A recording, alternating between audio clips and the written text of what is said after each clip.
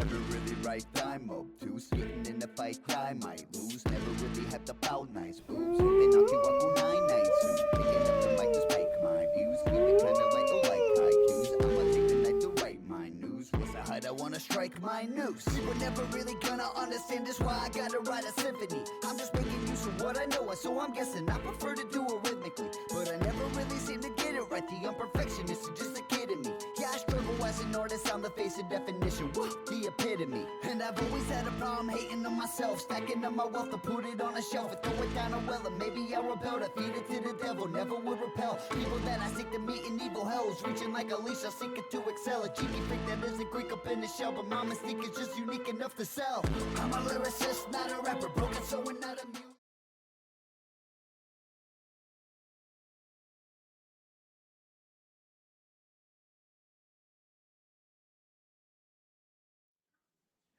All right, we're here with Wolf Talk Podcast, and I'm here with Media Queen. How you doing today? Doing good. So, tell me a little bit about your band. It started about 3 years ago. 15 to 20 years ago, that's kind of what I did. I was a musician. I had a recording studio out in Baltimore, and I toured around a bunch. With some other bigger, like back then it was more pop punk bands like All Time Low and Yellow Card we played with, and I even recorded All Time Low and sang on their first two albums. And I did that for probably 7 or 8 years, and then got married, got a family, and kind of calmed down a bit. And then I started getting antsy in my pantsy and wanted to do music again. So I got my studio going, and just started writing. And I wrote for about a year, and then by that I ended up having a lot of songs, and I released the first album, Vices, and then I started looking for other people to play with me, basically. So and since then we've done 6 albums in 2 years, all recorded at home. And uh, last year we started playing shows locally, and it's sort of just a hobby passion project that I have fun with and enjoy. We've just finished recording 2 albums for next year to play. Awesome. So yeah, so the seventh album will be out in January. So, where are you located? I'm in Utah now. Utah. hmm So, you guys looking to tour? No, we all No. got kids and family. We're all old. It would take there's just from all my previous contacts and all the people I know from back then. It's not a very lucrative thing to tour these days. Uh, the music industry, unfortunately, has um, sorry, it has changed a lot. I mean, it was already pretty bad 20 years ago, and now it's almost unattainable to not just be a band anymore, but be a touring band. How people, digest music is just so much different, and it's disappointing to me. But I do it for myself. Kids, sorry. Been there, done that. It happens. It's all Yeah, right. So, what do you got planned as far as you just going to keep creating and yeah. For the next few years, probably till I don't want to do it anymore. I mean, it takes a lot of work still. It's a time consuming hobby. It took, you know, 4 months to record, 24 songs.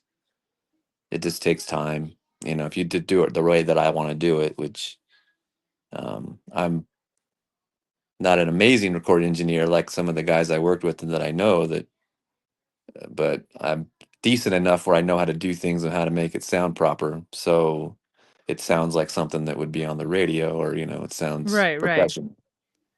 Um, but yeah, I don't know. It's until I don't want to do it anymore.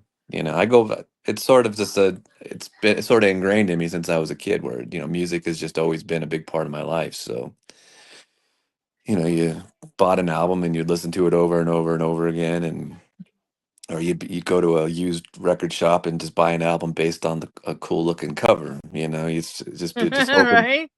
hoping to find something cool. So it's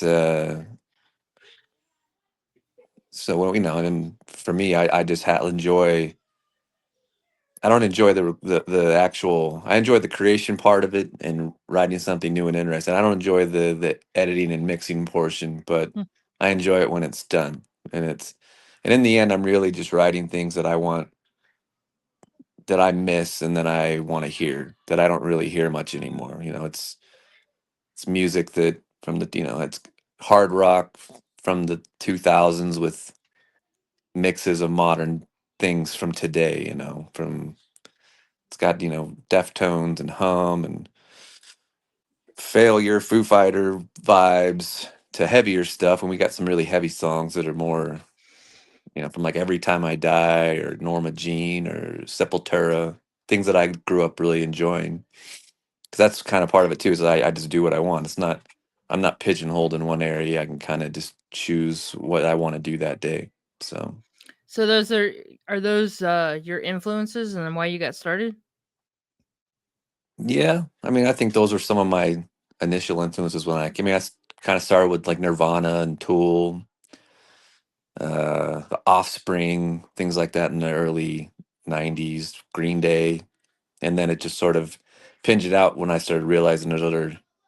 You get some friends or their older brothers that bring stuff home, and then you're like, oh man, that's cool, like Sepultura or Tool, and that kind Right. of opened up a whole other realm of heavier things where learn Deftones shows up, and that just didn't really sound like anybody else back then.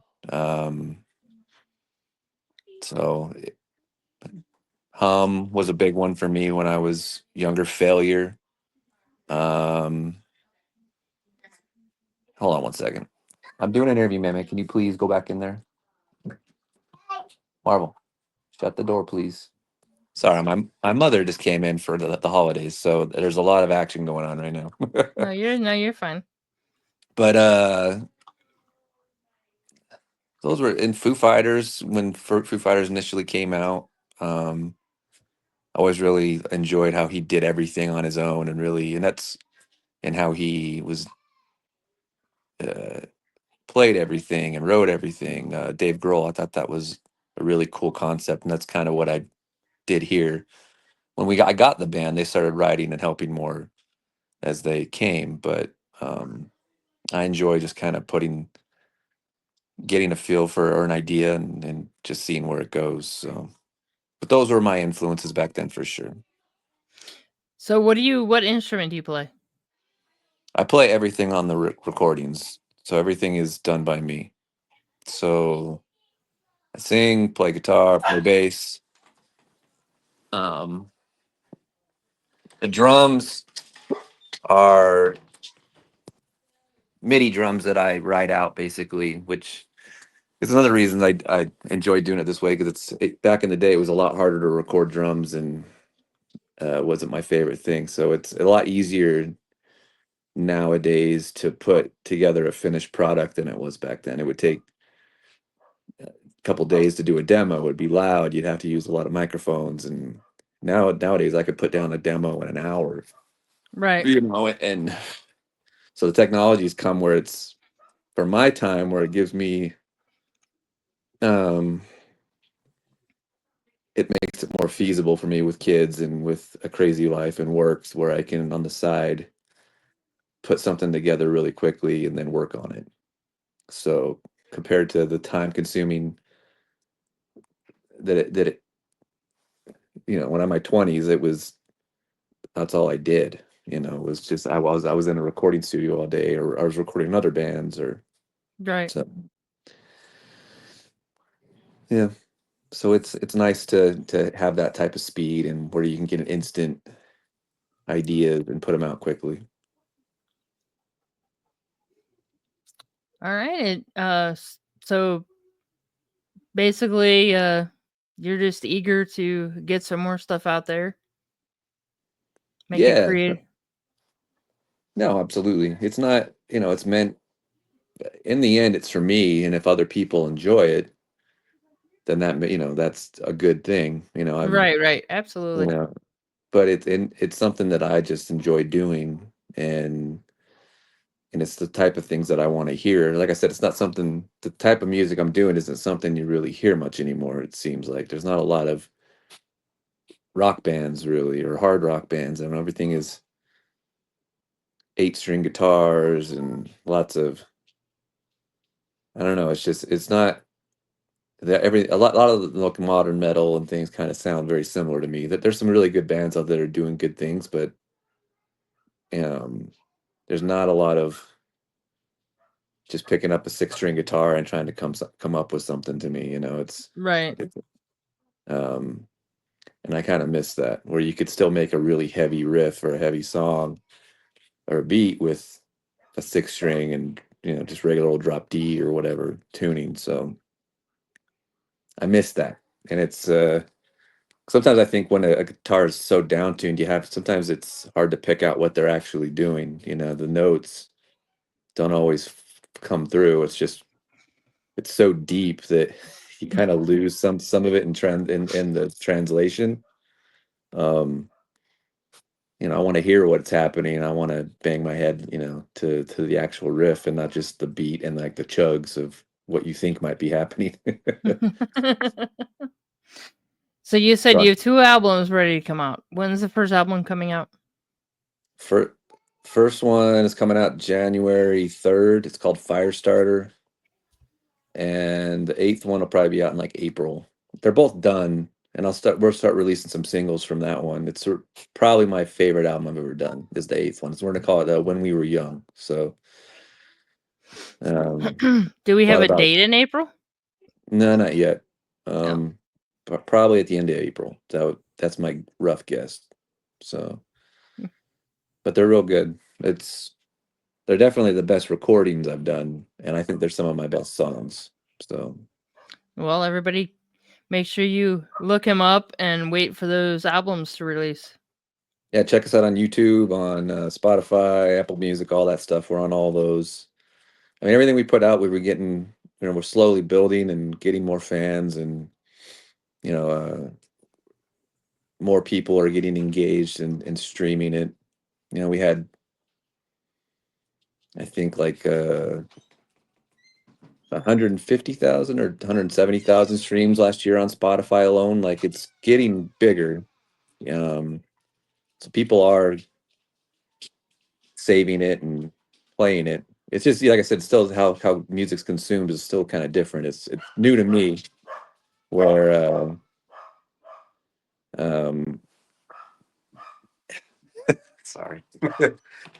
It's new to me where, a lot of times it's just a single people are playing or that they're not listening to the full album sometimes it seems to me. It's not there's not No, no.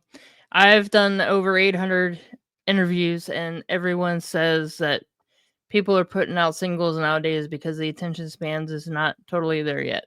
They just totally lost it.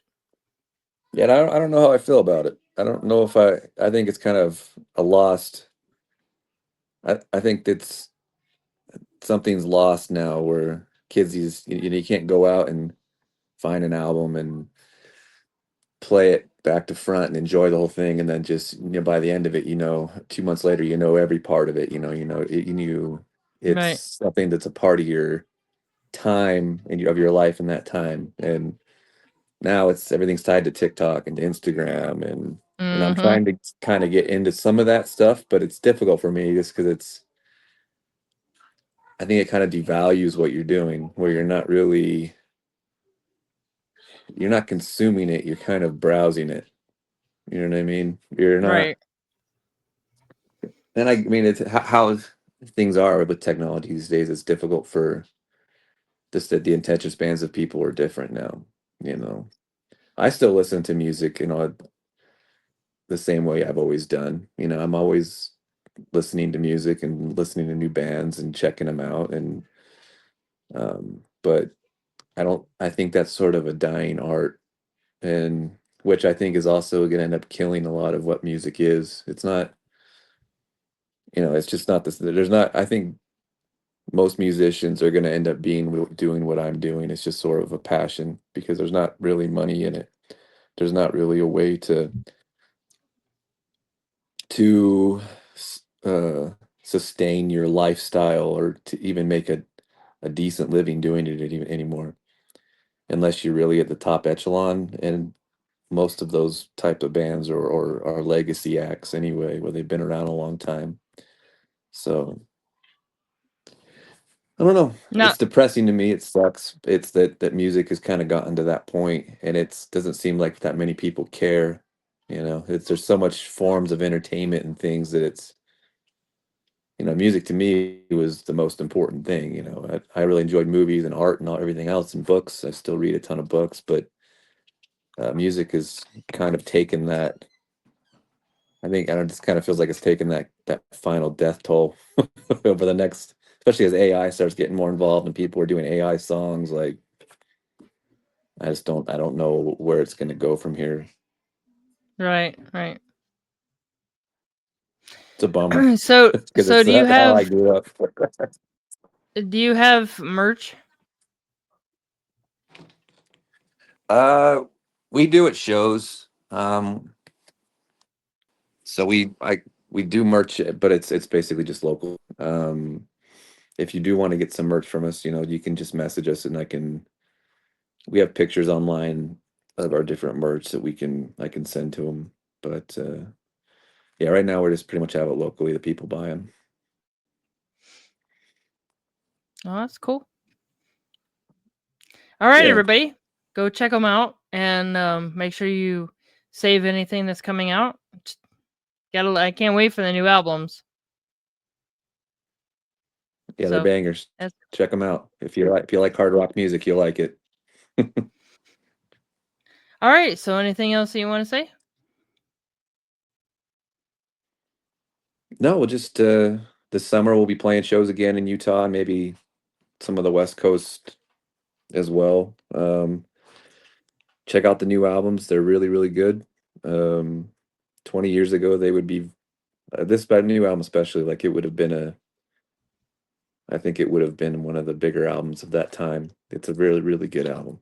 Um, but nowadays, it's just gonna quietly be for friends and family and people that somehow find Media Queen. So, but dig into it. It's good if you like rock music, you like catchy melodies, you like good riffs. That's what we do. So, All right, everybody. Well, thank you for joining. Hang around for a second because I got to ask you a question. But mhm. yeah, thanks for joining, and I hope you have a wonderful day. You too. Thank you. Thanks for having me. Not a problem.